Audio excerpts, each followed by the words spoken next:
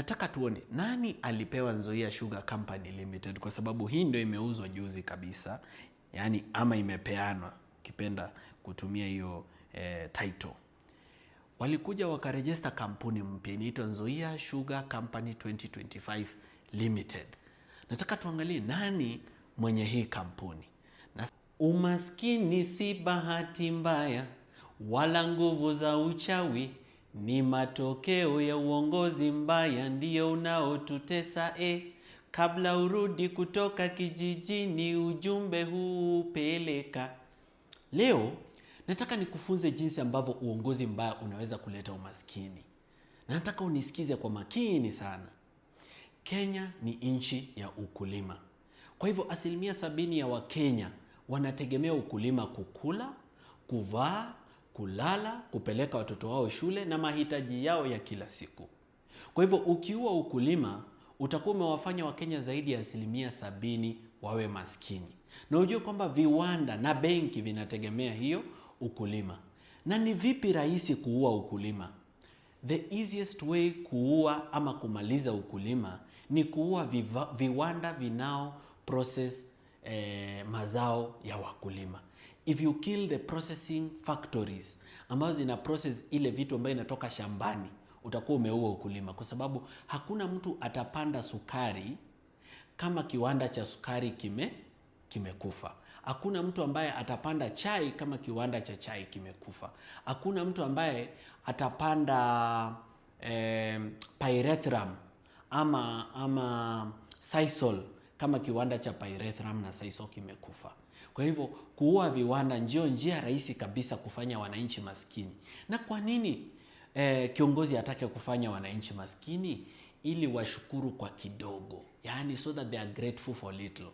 Unajua mwananchi akishakuwa na mali anakuwa na kiburi, na si kiburi kwa ubaya, yani anakuwa amejielewa na amejijua, kwa sababu maskini hana chake, na sana sana maskini hana haki. Lakini akifanywa maskini, akipewa shilingi 50 atashukuru, atasema mheshimiwa baba wa taifa, haki asante, kwa sababu amepewa 50. Sasa leo nataka tuzungumzie wakulima wa Western. Wakulima wa Western Kenya wengi wanategemea ukulima wa sukari. Na sukari ni miwa ambayo ndiyo inatengeneza sukari kama hii. Sasa hawa wananchi kutoka Western kitambo walikuwa ni vigogo wa ukulima wa sukari, na walikuwa wanafaidika sana na sukari. Walikuwa wanapata mamilioni ya pesa. Mkulima mmoja anaweza kuwa hata milioni 1 ama milioni 2 per season kutokana na ukulima wa sukari.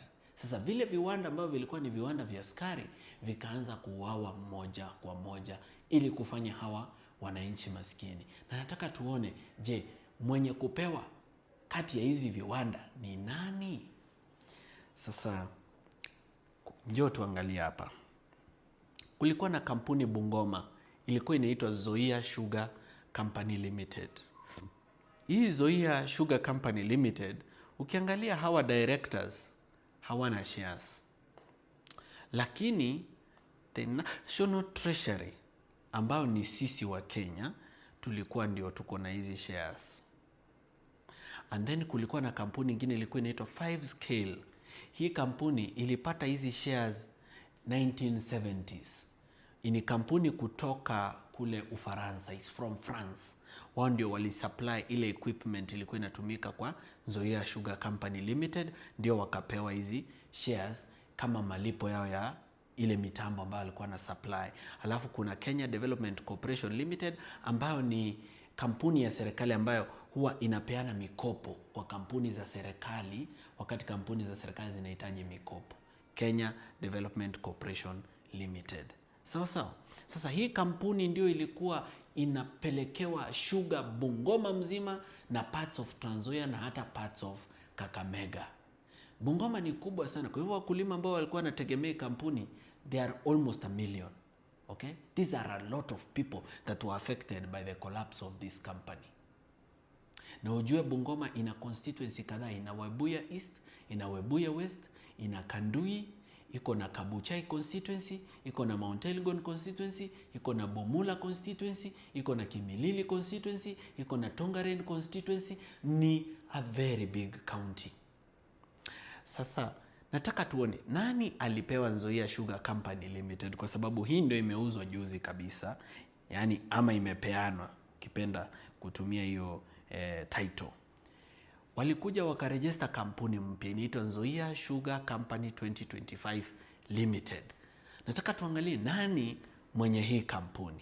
Sasa hii kampuni ina shares 1,100 na zile shares ambazo zishapeanwa ni shares 1,000.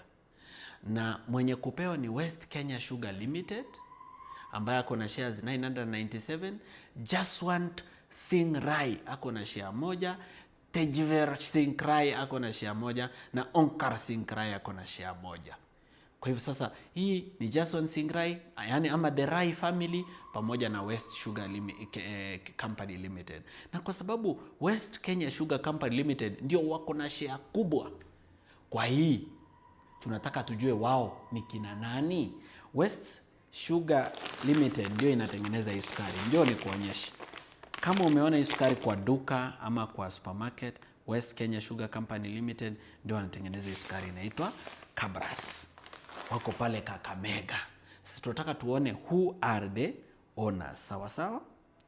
Na kupeleka pole kwa sababu leo ni darasa ya civic education. Kwa hivyo leo mimi sina haraka, sijui kama wewe uko na haraka. Naomba hauna. West Kenya Sugar Limited. Ni nani wenyewe? Ni Onkar Singh Rai ambao walikuwa bado pale nyuma, Jaswant Singh Rai, Tejver Singh Rai na TJS Agro Limited. Kwa hivyo hawa wana share moja. Hii TJS Agro Limited ndio iko na share kubwa. Sasa tunataka tujue TJS Agro Limited ni kina nani? Tuende next. Tuone hao ni kina nani. Kwa hivyo ni kampuni ndani ya kampuni ndani ya kampuni nyingine. TJS Agro has 100,000 shares, but zile zimepeana ni 3 peke yake, ya Singh Rai, Jason Singh Rai, Onkar Singh Rai ndio wenye TJS Agro. Kwa hivyo hapo tumemaliza. So tushajua kwamba Nzoia Sugar imeuziwa the Rai family wenye West Kenya Limited, na West Kenya Limited bado ni ya the Rai family. Kwa hivyo hizo kampuni zote za sugar sasa zitakuwa zinakuwa control na familia moja ambao wanaitwa Rai. Sasa tunataka tujue this Rai family ni wafanyabiashara ambao ni mashuhuri mpaka wakafika kupewa hii kampuni. Kweli ni yao ukweli, ama wanai own on behalf of somebody else? So lazima tujue, yani this Rai family, are they owning this as them, or they are owning it for somebody else or on behalf of somebody else? Sawa sawa. Kwa sababu wakati mwingine ukiona mtu ndio mwenye kampuni, unaweza kupata kwamba sio yeye mwenyewe. Kama vile kwa kesi ya NYS kulikuwa na ule msuka nywele alikuwa anaitwa Kafura, ambaye ndiye alikuwa mwenye kampuni, lakini alikuwa ni proxy wa Anne Waiguru. Umeelewa sasa? So tunataka tujue hawa Rai ni kina nani. Sasa nataka nikupeleke next. So ili tujue wao ni kina nani, lazima tujue the other companies they own. Kwa hivyo kuna company inaitwa Rai Pepper Limited. Sasa nilikwambia kwamba umaskini inaanza na kuua viwanda. Hii Rai Pepper Limited haikuanga inaitwa Rai Pepper Limited. Ilikuwa inaitwa Pan Pepper Limited. Ilikuwa ni kampuni ya serikali. Serikali ni mimi na wewe. We are the owners of the government. Kwa sababu sisi ndio walipa ushuru. Kwa hivyo hiyo kampuni ni yetu. Sasa ikapewa Rai, akauziwa, ndio maana inaitwa Rai Pepper Limited. Unaona sasa yeye ndio Jaswant Singh Rai ndio wenye hiyo kampuni. Kwa hivyo hata Pan Pepper kampuni pia ilienda kwa the Rai family. Tusonge mbele, tutafute tena kampuni nyingine they own. Tunakuja kupatana na kampuni inaitwa The Genesee Investments Limited. Na ukikuja hapa kwa The Genesee Investment, yani ni kama Gen Z. Okay? Tunapata the Rai family wakiwa hapa, Onkar Singh Rai, Tejver Singh Rai, Jaswant Singh Rai ndio wenye Genesee Limited. Sasa hii Genesee Limited hatujui inafanya nini. Si tutafute ni nini inafanyanga. Tuende next. Sasa Genesee Investment Limited iko na 8,774 shares kwa kampuni inaitwa Gisheha Holdings Limited.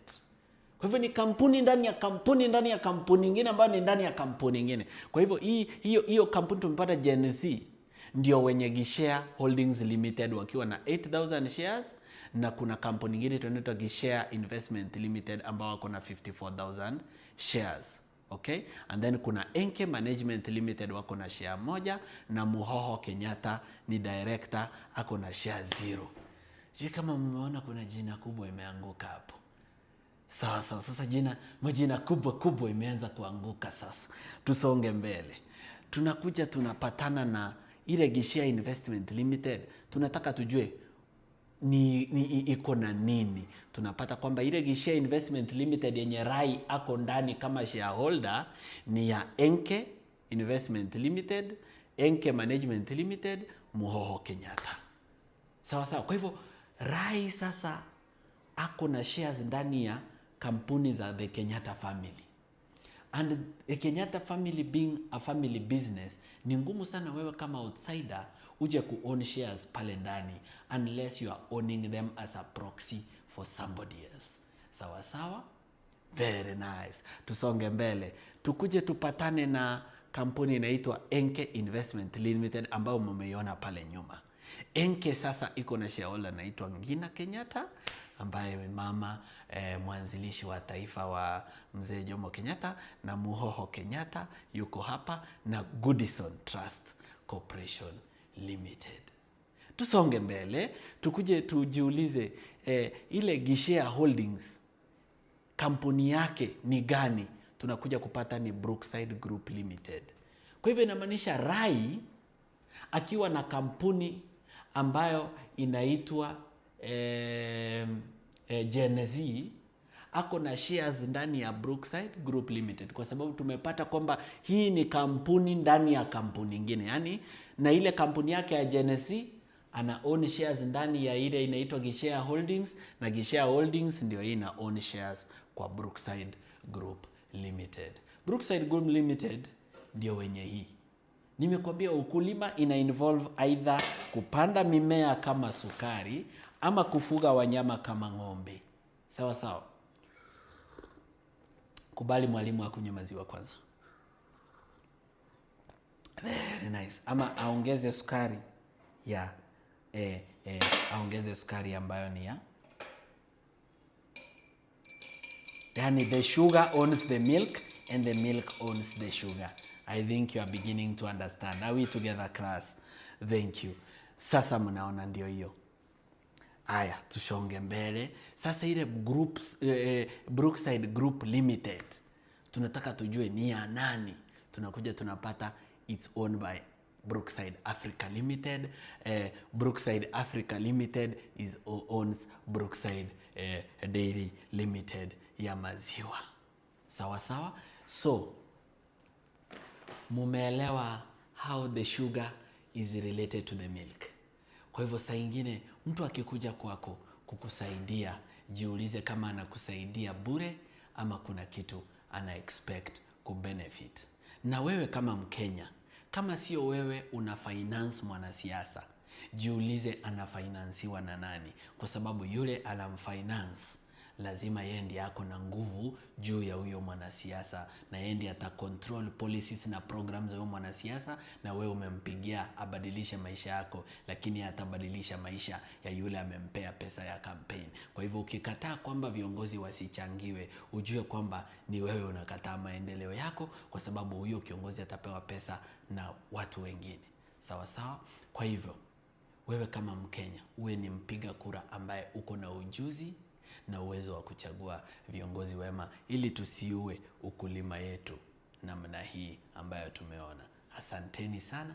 Let's see you in the next class. Always read ahead of the teacher. Sawa. Read ahead of the teacher.